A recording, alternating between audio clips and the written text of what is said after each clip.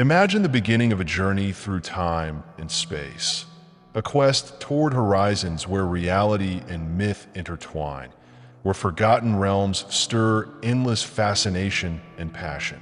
Let yourselves be carried by the sound of the ocean breeze resonating among foaming waves, and by the call of the deep as you step into the world of Mu, a living legend buried beneath the mysterious waters of the Pacific Ocean. The music swells in the background, and our gaze, like that of an eagle soaring above the boundless blue, embraces the vastness of a lost continent. Today, we will attempt to reconstruct the story of one of the most controversial and enigmatic domains in human history. We shall follow in the footsteps of Mu's great priests and rulers, immerse ourselves in their traditions, draw close to their forgotten deities, and strive to unravel the mysteries of their unparalleled architecture. We will experience the rise and fall of a civilization that, although no longer visible at the surface, continues to captivate researchers, adventurers, and dreamers everywhere. According to legend, Mu's brilliance rivaled that of the greatest empires of antiquity. There, where temples soared skyward in perfect symmetry, and a system of canals and roads underscored the civilization's engineering mastery, daily life flowed in a rare social harmony. But how did this continent vanish beyond the line of the horizon? Was it swallowed by natural disasters? Or did less ordinary forces erase Mu from the map of the world? Before we delve into details, envision a cinematic scene, an infinite blue, broken only by the outline of a fertile, verdant land brimming with natural riches, endowed with resources that would foster the growth of an astonishing civilization. Far from the uproar of the old world, Mu stood proud, a self-sufficient realm where sky and sea united in an eternal dance. In this atmosphere charged with mystery, our documentary comes to life. Though conventional archaeological evidence has never confirmed the real existence of Mu, many sources from the early part of the 20th century, such as the writings of James Churchward, fueled the modern world's curiosity about the possibility of a vanished civilization in the Pacific. According to some texts and oral traditions belonging to certain Polynesian cultures, there once may have been a vast continent inhabited by people with advanced abilities and a unique culture, one that flourished and disappeared before we had the chance to truly know it. It is said that Mu's beginnings are lost in the mists of time, tens of thousands of years ago, during an era when humanity was still in the midst of forming organized societies. Legends maintain that Mu's first colonies developed around sources of fresh water and fertile areas, where agriculture and animal husbandry became the main engines of expansion. With a profound respect for nature and Earth's energies at their core, the people of Mu allegedly built their first temples on sites considered sacred, intended to channel cosmic forces. According to tradition, Mu was governed by a theocratic system. At its apex stood a great priest king, a figure combining the duties of a political leader with those of a spiritual guide. Around him revolved an elite of priest astronomers, engineers, and doctors who, through their knowledge, ensured the smooth functioning of the civilization. These wise men studied the movements of celestial bodies, Earth's natural cycles, and are believed to have created a complex calendar system serving multiple purposes: agricultural, religious, and social. Under the leadership of the great priest king, the laws and social rules were rooted in a sacred code, transmitted through hieroglyphic writings or oral traditions. Mu's citizens enjoyed a relatively high degree of daily freedom, yet adhered strictly to the rituals and customs established by religious authorities. Sacred ceremonies, held at regular intervals, were part of the collective identity of all inhabitants. They would gather in broad squares before imposing temples to offer gifts to the gods, sing hymns, and dance in gratitude for their prosperity and tranquility. As Mu's civilization grew in influence and wealth, the small initial settlements evolved into city-states, each interconnected by a network of paved roads and navigable canals. Commercial exchanges among these cities became ever more elaborate, stimulating the rise of a merchant class that transported goods and ideas. Thus, the culture continuously enriched itself, and Mu neared its golden age. Paradoxically, Mu's greatest asset, its strategic position in the midst of the Pacific, would also become one of its biggest weaknesses. The surrounding islands and atolls offered maritime routes to Asia, North America, and Oceania, turning Mu into a transit hub and a bridge between civilizations. Contact with these far-off worlds, the legends say, initiated the first cultural and technological exchanges, transforming Mu into a true center of innovation. Hearing their story, it is hard to remain indifferent to the image of a flourishing people led by a wise priest-king, worshiping their gods under a majestic starry sky and building cities that defied imagination. Yet Mu was not merely an idyllic civilization. It had its own internal tensions, struggles over resources, and social inequalities. In the shadows of towering temples, conflicts inevitably arose, leaving deep marks in the history of this legendary land. Around Mu, mythology holds a central place, interweaving tales of gods and demigods, fabulous creatures dwelling in the ocean depths, and legendary forebears who brought knowledge to humanity. It is said that the people of Mu believed in a primordial force governing both the natural and spiritual worlds, sometimes simply called the breath of life. This force maintained cosmic balance and was represented by a supreme deity, or, in some traditions, a council of gods. Initiation rites, ritual sacrifices, often not bloody but rather symbolic, and purification ceremonies marked each life stage. Infants were presented to the divinities in the first weeks after birth to have their destinies blessed. Young warriors, upon joining the king's sacred army, demonstrated their courage in simulated battles and pledged loyalty to Mu atop cliffs deemed holy. In these solemn moments, myth joined with reality, and each inhabitant felt part of a story far greater than everyday life. The legends of Mu's genesis say that this continent was raised from the waves by divine powers, a gift bestowed upon humanity. On the other hand, there are myths stating Mu was no gift but a challenge, an isolated, initially harsh land the gods granted to humankind so they might prove their worth. In any case, the significance of these stories remains overwhelming. Mu was sacred from its very inception, and its inhabitants felt a holy calling to protect and honor it. A popular tale, passed down through the traditions of certain Pacific islands, speaks of a semi-divine hero named Kaloan, who is said to have ruled Mu many millennia ago. Legend has it that he taught people to write, to calculate the movements of the heavenly bodies, and to cultivate medicinal plants. Under Kaloan's leadership, Mu experienced a legendary era of prosperity, recounted in songs and epics transmitted to subsequent generations. However, myths about the continent's downfall are equally widespread. Some speak of the god's wrath, provoked by the pride of human rulers who desired to proclaim themselves the equals of the divine.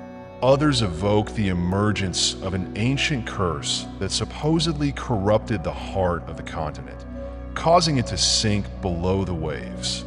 Every Polynesian or Asian culture that claims a link to this legend provides its own version of the cataclysmic event, all preserving the same aura of mystery and sacred fear.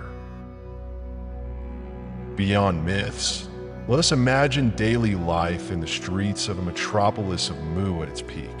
A sophisticated network of canals, a genuine irrigation system, crisscross the territory, bringing water from mountainous springs straight into the cities. In public squares, merchants from all over Mu, and even from distant regions, came together to exchange goods, spices and fine fabrics, ceramics, and, according to some, even rare crystals and metals with seemingly miraculous properties. Researchers who have speculated about Mu's existence suggest that this civilization may have possessed advanced knowledge in astronomy and mathematics, bolstered by sophisticated stoneworking technology. Its massive structures, apparently built without visible mortar, reflect an engineering level comparable to that of the great Egyptian pyramids or the Mayan temples. Perfectly hewn stone blocks fit together in an architectural puzzle that allowed no margin for error, enduring earthquakes and weathering for centuries. The central square of such a city could have been a spectacle in itself. Local troubadours, if we may call them so, delighted the crowd with stories of journeys to distant islands and foreign kingdoms. Dancers dressed in garments laden with sacred symbols performed rituals at intervals set by the religious calendar, and the lively or introspective crowd participated actively in this daily pageant. According to some legends, the educational system was well organized. Youths were taught to write in a hieroglyphic script or a complex alphabet, to recite their genealogy, and to master the basics of astronomy and botany. Some of these students went on to specialized schools where they learned the art of construction, traditional medicine, or priestly vocations. It is believed that Mu had a tightly knit intellectual elite overseeing the spiritual, political, and scientific life of the entire continent. Local economies relied on intensive agriculture, aided by irrigation systems, as well as on the raising of various animals. According to some legends, reared in specialized farms located near sacred lakes and rivers. Fishing was also essential to economic life, given that the surrounding oceans were rich in fish and other marine resources. Trade with the outside world, if it truly existed on the scale implied by these stories, would have turned Mu into a vital logistical hub among Oceania, Asia, and the Americas. Leaving strictly economic aspects aside for a moment, let us envision a typical morning in a coastal city of Mu. The sun rises over the horizon, bathing the temples in golden hues. Fishermen return with boats full of fish and shellfish, selling them to local traders. Men and women prepare for their workday, while children run through the squares, playing among statues and ceramic vessels embellished with intricate designs. A gong sound announces the official opening of the bazaar, and the air fills with the aromas of spices and exotic fruits. This was likely the routine of a society that gracefully merged labor, spirituality, and the joy of life. In Mu's art and architecture, we find precise geometric motifs, a sign of advanced structural thinking, combined with sacred depictions of nature. Leaves, animals, suns, and moons, all symbols of humanity's connection to the universe. Temples built on lofty platforms, decorated with mural paintings and detailed carvings, served both as places for worshiping deities and as venues for community ceremonies, festivals, and even public debates. Harmony and balance were fundamental values, reflected in everything the people of Mu created and did. But how was it possible for such a land, with a dynamic and wealthy society, to disappear without a trace, surviving only in myths? One of the most popular theories posits a natural cataclysm of colossal proportions, devastating earthquakes, a chain of volcanic eruptions, and finally, the gradual submersion of the continent beneath the Pacific's waters. Indeed, the Ring of Fire of the Pacific region is known for intense seismic activity. Some specialists believe an archipelago may have been destroyed by eruptions or tectonic shifts, thereby giving rise to the legends of Mu. Another theory suggests abrupt climate changes leading to drought, famine, and mass exodus.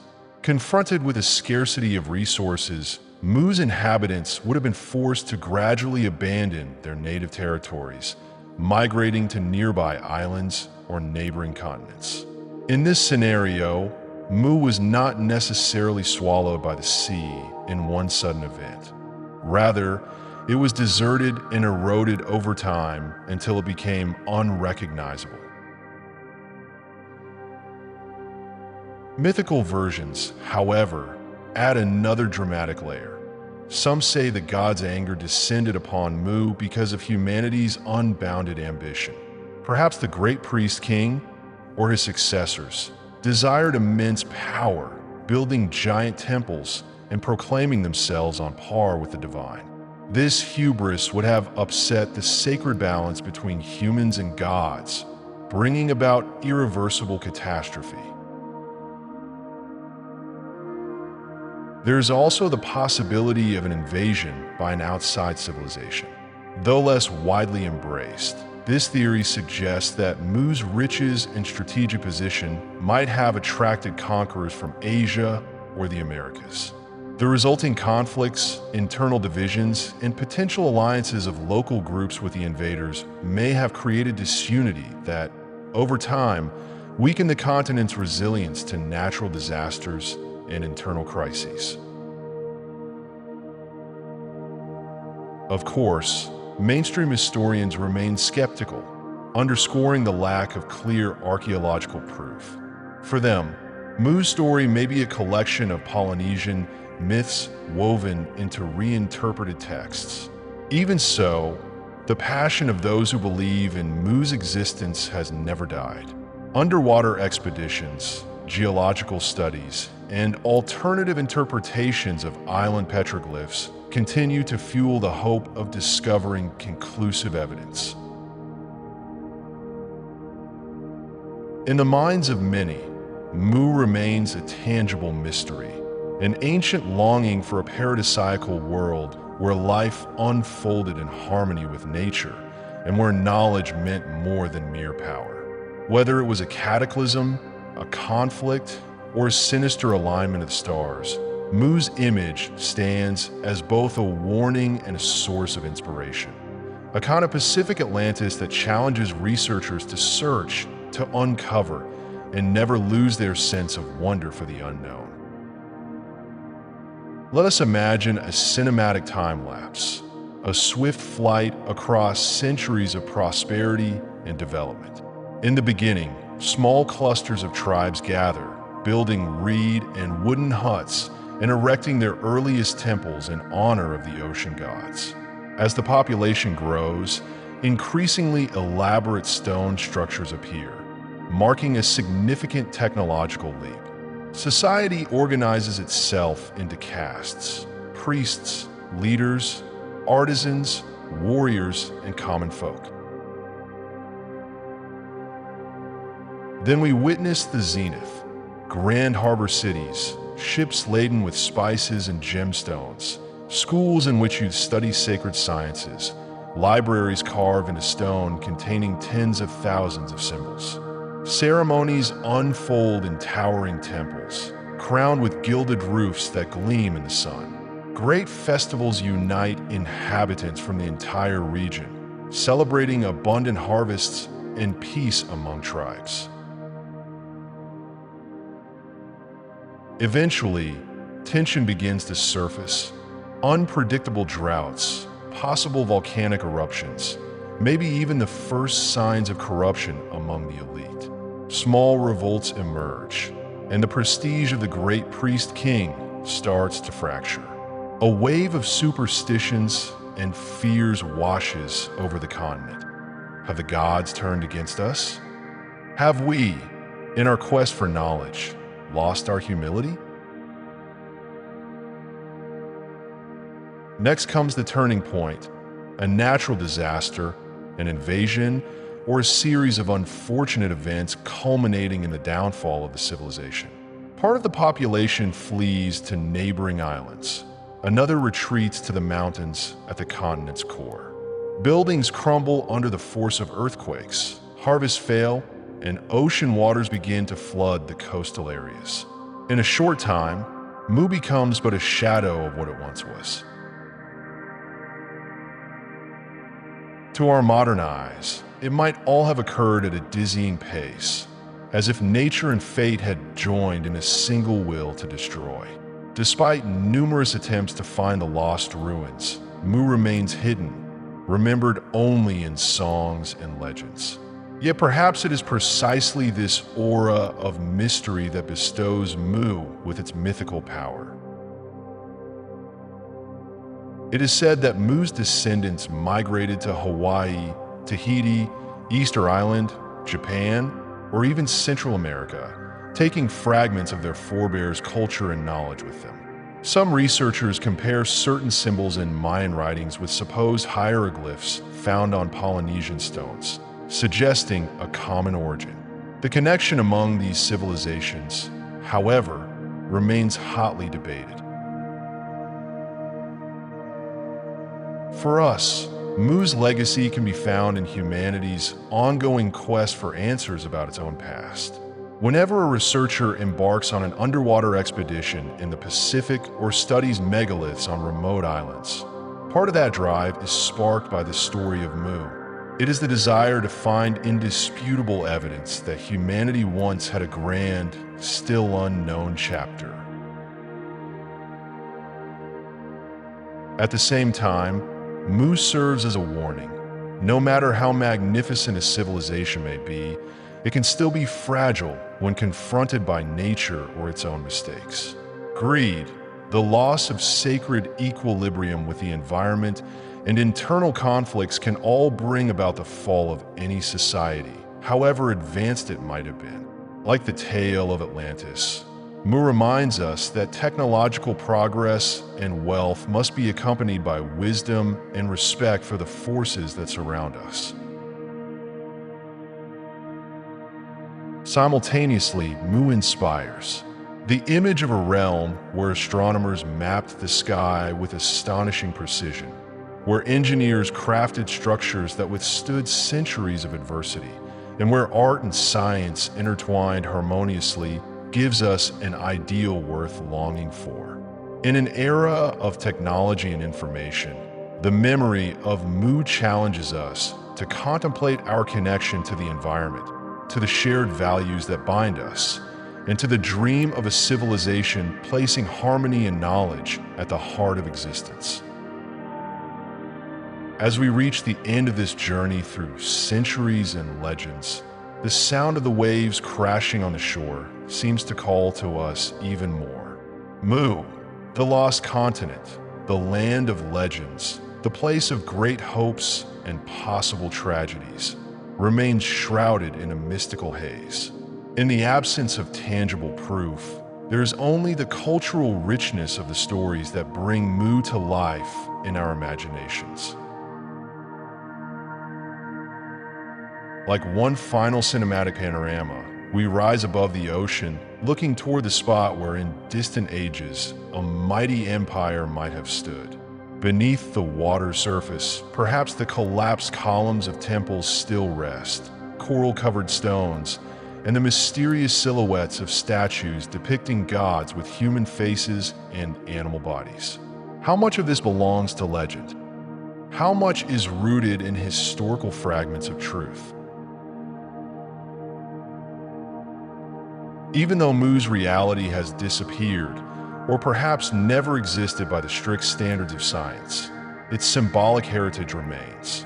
It teaches us, just like the great epics of humankind, that nothing is eternal. Even the most resplendent civilizations can be eroded by time, pride, and nature. At the same time, it invites us to explore, to ask questions, and to dare imagine that the world harbors unthinkable secrets. With this final image of the sun setting over the restless waters of the Pacific, we let Mu's story settle within us, like a seed of curiosity and a longing for adventure. Perhaps one day, a new clue, an underwater discovery, or an ancient deciphered text will shed more light on the fate of this mythic continent. Until then, Mu remains an open invitation to broaden our horizons, to keep an open mind about the infinite possibilities of the past, and to heed the lessons that resonate beyond the legend itself. And so, dear viewers and wanderers of the ancient world, today's documentary has taken you through the splendor of a civilization that defies conventional limits of thought. We have seen what an empire rising from ocean waves might look like, how it could organize itself and flourish to a peak of cultural and technological grandeur. We have delved into its legends, still echoing in the songs and traditions of island peoples. We have explored hypotheses about its fall, giving free rein to imagination while also reflecting on the grave and profound messages of a possible sunken civilization. In closing, Mu remains more than a mere mystery. It is a symbol of both the fragility and the heights humanity can attain. It is a call to responsibility, a recognition that nature, time, and even our own actions can shape or destroy a world. It is also a call to hope, for each myth harbors a kernel of truth, and every legend reminds us of humankind's creative force. May Mu's story encourage us to cherish our roots, respect our planet, and dream of a future where we harness the lessons of the past, however distant or mythic it may be. This was our documentary film about Mu, that realm of enigmas and dreams echoing beyond the boundaries of time. Keep your hearts open, for the world brims with undiscovered histories, and the ocean still conceals many secrets. Thank you for joining us on this fascinating adventure, for looking beyond appearances, and for letting your imagination guide you over the waves of myth toward uncharted horizons. Until next time, remember that every story, even the most fantastic, carries a spark of truth within.